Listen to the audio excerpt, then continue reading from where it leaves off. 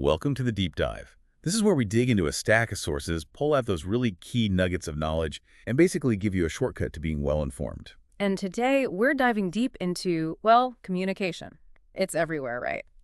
Our guide is this fascinating book, The Communication Book, 44 Ideas for Better Conversations Every Day by Michael Kurdras and Roman Shapler. Yeah, it's great because it takes these sometimes really complex communication theories and just boils them down. Simple diagrams, practical tips. It covers everything from, job interviews to spotting misinformation, really accessible stuff. Definitely. So our mission today is to unpack some of these big ideas.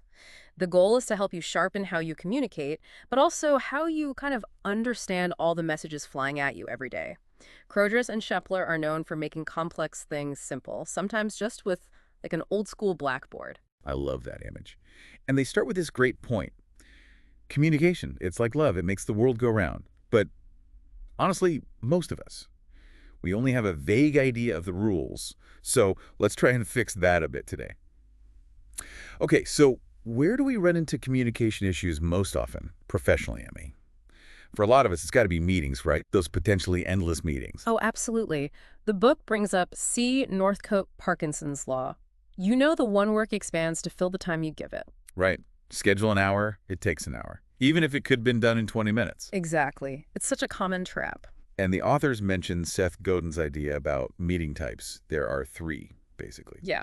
You've got information meetings, that's just telling people stuff, then discussion meetings where the group makes a decision together, and finally decision meetings, no new info, just making the call. Knowing which one you're actually in seems pretty crucial for, well, making it useful. Totally. And they offer some concrete rules for better meetings. First up, the question rule. Yeah, what's that? It's about the order of questions. First, ask comprehension questions, make sure everyone understands the basics. Then, process questions, how will we proceed?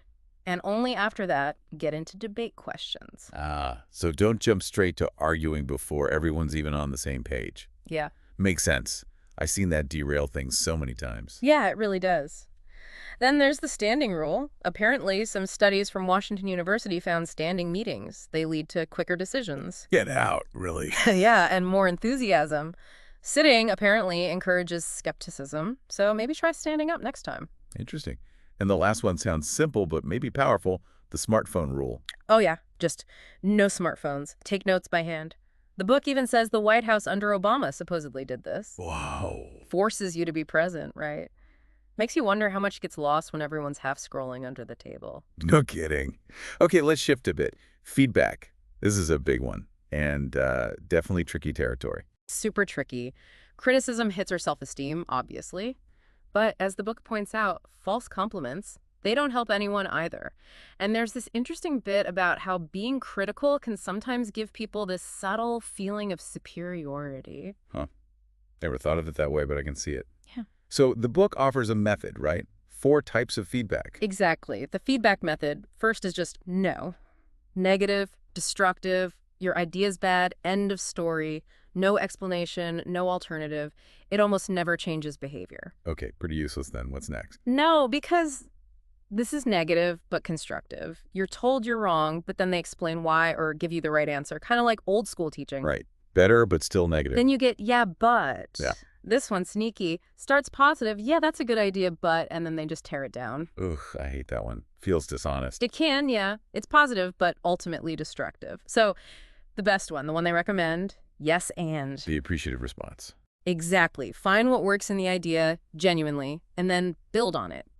It connects to David Cooperrider's appreciative inquiry, focusing on strengths, not just weaknesses. So the takeaway is, harsh feedback is sometimes needed, maybe, but people learn way better from constructive, positive input. Overwhelmingly, yes. Collaboration just thrives on that positive exchange. The key question before you give feedback should be, how can I make this idea better? Not, what's wrong with this idea? Okay, that's a really useful framework. So thinking about getting ideas accepted, especially in tricky workplace dynamics, the salami tactic, what is that? Sounds interesting. It's definitely strategic. Instead of presenting your big, potentially scary idea all at once, you introduce it slice by slice, small, manageable pieces. Why? What does that do? Well, it makes the whole thing seem less daunting, less risky. People can explore the smaller bits. And strategically, it can kind of hide your full intention at first, making it harder for people to just shoot down the whole thing immediately. Huh. The book links it to political tactics even. Yeah, it mentions a possible origin in the gradual takeover by the Communist Party in Hungary, presenting changes incrementally. Wow. Okay, so if you think someone's using the salami tactic on you, how do you counter it? You just keep asking, politely but firmly, is that everything? Or what else is part of this? Keep asking until the whole salami is on the table, so to speak. Then you negotiate based on the full picture. Got it. Makes sense. Now, the book also touches on something called the power method. This sounds a bit more aggressive. It can be. It draws from things like Robert Greene's 48 Laws of Power. The idea isn't necessarily that you should use these tactics, but you absolutely need to recognize them because, let's be honest, they will be used against you at some point. Okay, fair enough. So what are some examples? One is never argue hesitantly. Doubt just kills your argument. Speak firmly, stand your ground. Apparently, people forgive mistakes more easily from someone confident than they trust someone who seems unsure. Interesting. What else? This one's counterintuitive. Talk less. Seems weird, Ard. But the more you talk, the book suggests, the more wishy-washy your points can seem.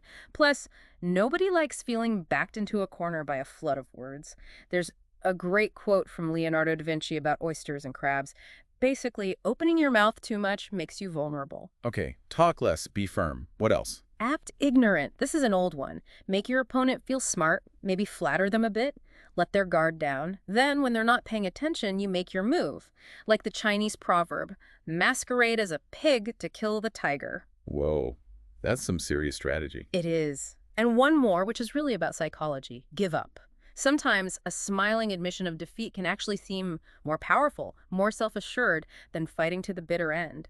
If you show less interest in winning, your opponent gets less satisfaction. It takes the wind out of their sails. It really shows how much of this isn't just about logic, but about human dynamics, doesn't it? Totally. Which leads nicely into personal interactions and the lost art of active listening. Lost art is right. We communicate constantly, but actually listening seems rarer and rarer. It really does. Giving someone your full attention, it's a huge gift. The book draws on Carl Rogers and Richard Farson's work here. Okay, so what are the tips? First, listen. Don't talk. Especially resist the urge to immediately share your own similar story when someone's talking about their experience. As Celeste Headley said, their experience is unique, and right now, the conversation isn't about you. That's a tough one for a lot of people, myself included sometimes. Yeah. What else? Don't finish the other person's, sentences.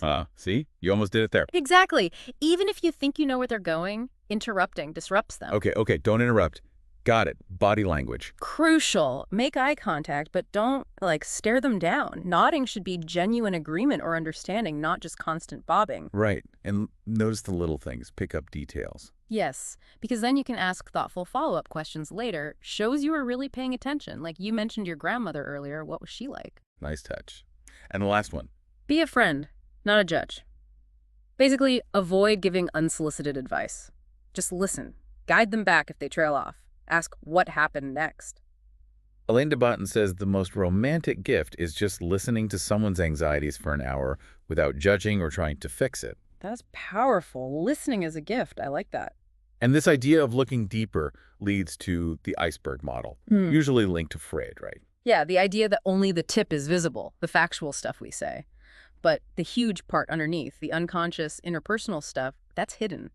Though the book says maybe Hemingway came up with the metaphor, not Freud. Yeah, there's some debate, but the concept holds. Yeah. What we say is the factual level. How we say it, tone, gestures, expression, that's the interpersonal level. It reveals our hidden motives, fears, hopes, and that level is mostly how people perceive us. So how do we understand that deeper level in others? The book suggests you need to lower the waterline yourself. Reveal a bit more of your own underwater stuff. Want someone to admit a mistake? Maybe start by talking honestly about one of your own. Vulnerability encourages vulnerability. That makes sense. Okay, Yeah. shifting from perception to self-awareness. Transactional analysis. Eric Berne's idea. Right. It's kind of a counter to Freud. Burns said you don't need years of therapy digging into your past. Just watch yourself now in conversation. How does that work? What are we looking for? He identified 3 ego states we switch between: There's the parent ego state. That can be bossy, telling people what to do, but also nurturing, helpful, empathetic. Okay, like our own parents, maybe. Kind of.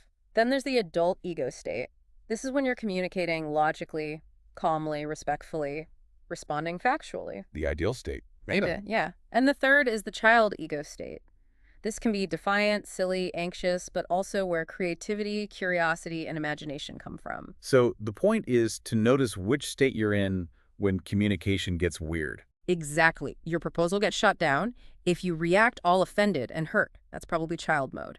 If you calmly assess the feedback, adult mode. If you argue they're morally wrong just because you know you're right, that could be parent mode. It's a quick diagnostic tool for yourself. Huh. That's really practical. Yeah. I can see using that. Okay, what about that awful feeling? L'esprit de l'escalier. Staircase wheat? Ugh, yes. The perfect comeback hits you 5 minutes after the conversation is over. William Lewis Herzlitt called it choking. Why does that happen? Just freezing under pressure. Pretty much. Paralysis by analysis. Overthinking blocks you. But the book has a few tricks to help. Okay, lay them on me. I need these. 1. Expose yourself to the situation more.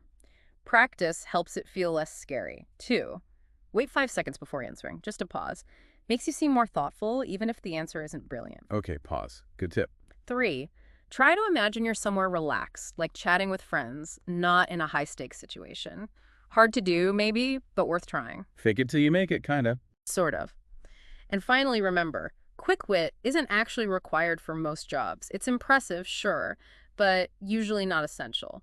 Don't beat yourself up over it. Good perspective. Okay, let's move into how we process information and opinions. The framing effect. This seems fundamental. Totally fundamental. How something is said and who says it, the frame, the context dictates how it's understood. Think about news. The same sensational story feels different in a serious newspaper versus a tabloid, right? Completely different. Irving Goffman pointed out how frames shape everything. Art in a museum feels like art because of the museum frame. We behave differently in a fancy restaurant versus a diner because of the frame. It implies we don't really have one single authentic self. We adapt. And Kahneman and Tversky showed this with phrasing too, the yogurt example. Exactly. 90% fat-free sounds way better than 10% fat content, even though it's the same yogurt. We're just not purely rational creatures. The frame sways us. So the big takeaway is there's no message without a frame. Pretty much. To really get a message, you have to understand the frame it's presented in. Always ask, what's the context here? Which leads right into cultivation theory and, filter bubbles. Yeah, George Gerbner's theory from the 70s, originally about TV. People who watch a lot of violent TV start to believe the world is actually that violent. The media cultivates a worldview. Now apply that to the internet, games. It reinforces existing beliefs more than creates new ones. That's the key distinction the book makes. Violent games don't necessarily make someone violent, but they might affirm violent thoughts someone already has. But there's a counterview, too. Stuart Hall's encoding-decoding model. Which says? That we, the audience, aren't just passive sponges. We actively decode messages based on our own background, class, culture, desires. We can change the meaning. Think of how different fans interpret the same Star Trek episode, for example. Right. But the filter bubble thing is real, isn't it? Yeah. Algorithms feeding us what we already like or agree with. Oh, absolutely. And it's a huge risk for decision-making. It creates echo chambers, reinforces things like groupthink, where dissenting views get shut out. You only see confirming evidence. Scary stuff. Okay, related to this is the standpoint theory. This is about power and whose voices get heard. Exactly. Not all opinions are treated equally. Certain voices, hegemonic voices, the book calls them, become dominant. Their perspective gets treated as the default, the neutral one. Like how Western media might often present a white male view as just the normal view. That's a classic example. Or how history books used to focus almost entirely on men hunting, potentially reflecting stereotypes more than the full picture of prehistoric life, which likely included crucial gathering roles, often associated with women. So no viewpoint is truly neutral. It always comes from somewhere. Precisely. It's always embedded in a social context. A practical tip the book offers for groups. Instead of everyone stating their own opinion right away, try brainstorming all the possible opinions first. It helps surface views that might otherwise stay hidden. That's clever. Gets different standpoints on the table. Okay, last one. Sophism. Spotting bad arguments. Yeah, going back to the ancient Greeks. Good reasoning wants truth. Sophism just wants to win. It uses rhetoric, clever arguments, even logical fallacies purely to defeat an opponent. Like that weird story about Protagoras in Euathlus, the law student who wouldn't pay. Exactly. Both sides set up a logical trap where they couldn't possibly lose, regardless of the actual merits. It's about winning the argument, not finding the truth. And we see this today with spurious correlations. Oh, all the time. Two things happen together, so someone implies one caused the other, like ice cream sales go up, and so do forest fires. Does ice cream cause fires? No. Both just happen more in the summer. Exactly. Or the classic storks and babies correlation. Correlation is not causation. That's the key. And the book warns, watch out for euphemisms. Euphemisms are the mother tongue of manipulation. If the language feels slippery or indirect, pay close attention. Wow. We've covered a lot of ground, from meetings and feedback to how we listen, how we perceive things, and how arguments can be framed or even faked. It's been a real deep dive. The insights from the communication book are just so practical for navigating everyday life, really. Definitely. And as we wrap up, there's one last powerful idea from the book I want to touch on. It's the peak and rule. Heard of this? It's from Daniel Kahneman, the Nobel laureate. Oh yeah, that's a fascinating one, how we remember experiences, right? Yeah, exactly. When you look back on something, a presentation, an interview, even just a conversation, your brain doesn't replay the whole thing. No, it focuses on 2 points. The peak, the most intense moment, good or bad, and the end, how it finished. Right. And crucially, even if parts were rough, a strong, positive ending can make you remember the whole experience much more favorably.